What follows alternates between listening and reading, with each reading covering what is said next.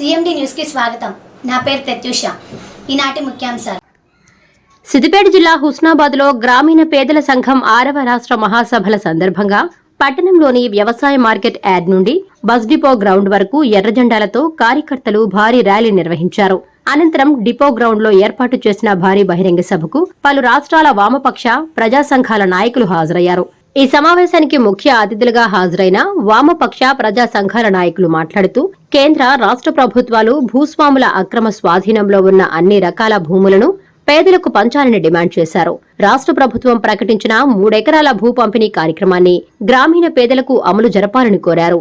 పేదలకు ఇండ్ల స్థలాలు, డబుల్ బెడ్రూమ్ ఇండ్లు నిర్మించి ఇవ్వాలన్నారు. ఏజెన్సీ చట్టాలు అమలు చేసి పోడు భూములకు పట్టాలు ఇవ్వాలని కోరారు. ఇప్పటికీ ప్రజా పోరాటాల ద్వారా ఎంతో సాధించామని, ఇంకా సాధించాల్సింది ఎంతో ఉందని సమావేశంలో పాల్గొన్న ప్రముఖ ప్రజాతంత్రవాది మాజీ ఎంపీ సోలిపేట రామచంద్రారెడ్డి అన్నారు. నేడు రాజకీయ పార్టీలు తమ అభ్యర్థుల గెలుపు కోసం ఆలోచిస్తున్నాయే తప్ప ప్రజల జీవితాలు బాగుపరచాలనే ఆలోచన చెయ్యలేని దౌర్భాగ్య స్థితిలో ఉన్నాయని అభిప్రాయపడ్డారు. ప్రాంతీయ కులభేదాలు లేకుండా తమ హక్కుల కోసం ప్రజలందరూ సంఘటితమై పోరాటాలు చేయాల్సిన ఆవశ్యకత ఉందన్నారు. ఈ సమావేశంలో విప్లవ గీతాలు, నృత్యాలు, సాంస్కృతిక కార్యక్రమాలు ఆకట్టుకున్నాయి. కొట్టుకుంటుంటే మమ్మల్ని అందరినీ చిత్రహింసలు పెట్టి కొట్టి కాళ్ళు చేతులు ఎరగొట్టారన్నా. మా బాధల్ని మీ కాడికి వచ్చి చెప్పుకుంటే మా బాధలు తీర్తాయని మేము వచ్చినామన్నా. మాకు న్యాయం చేయండి అన్నా, న్యాయం చేయాలని మేము కోరుకుంటున్నాం.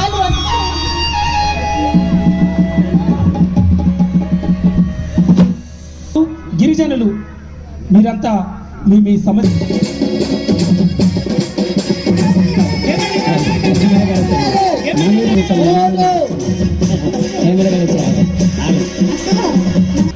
చాలా చాలా సంతోషం. లేకపోయినా నా కోటేసినందుకు మేమందరూ అర్జీలు పెట్టుకున్న సంగతి తెలుసు. నేను సీఎం గారితో మాట్లాడి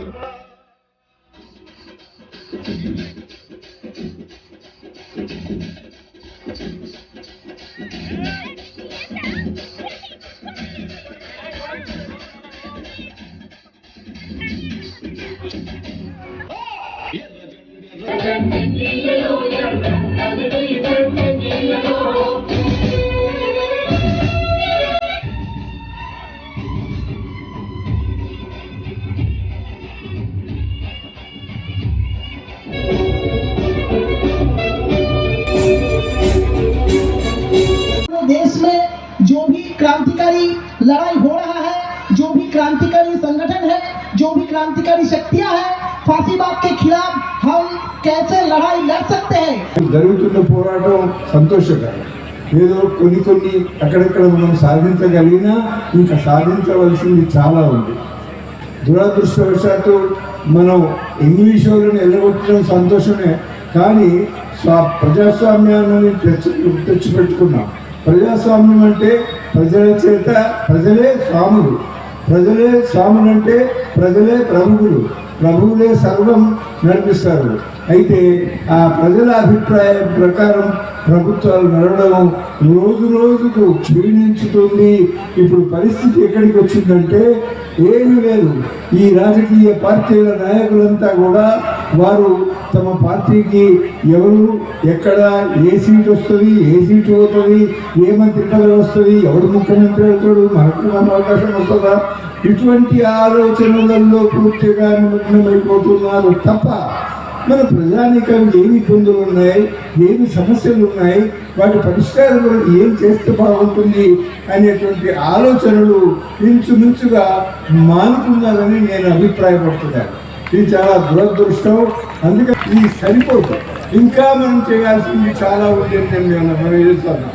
ఇంకా అన్ని గ్రామాలలో అన్ని పేద ప్రజలు, మనకు కులాలతో సంబంధం లేదు, మతాలతో సంబంధం లేదు, అన్ని ప్రాంతాలు అందరి ప్రజలను ఇంకా సమీకృతం చేసి ఇంకా పోరాటాలను ముందుకు తీసుకుపోయి ఉధృతం చేసి అవసరమైతే మరి మనం వేరే దేశాల్లో రష్యా, చైనాలో జరిగిన విధంగా కూడా ఇక్కడ జరిగినా సరే మరి ఈ దేశంలో ప్రజాస్వామ్యాన్ని ఉద్ధరించుకోవాలని మేము మనవి చేస్తూ, మీరు ఈ పోరాటాన్ని తృప్తి పడకూడదు.